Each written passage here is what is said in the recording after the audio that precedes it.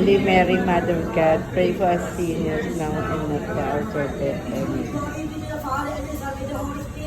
As at the beginning, now, and ever shall be. May the Lord accept and sacrifice at your hands for the praise of God of His name.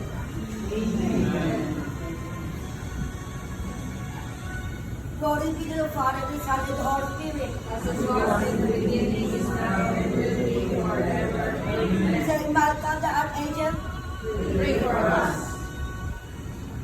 Now come we die. Our Father who art in heaven, hallowed be thy name. Thy kingdom come, thy kingdom, honor thy name. Give us this day our daily bread and forgive us our trespasses. Glory be to the Father, the Son, and the Holy Spirit. Shalom, my God, my charity, to whom does thou always redeem.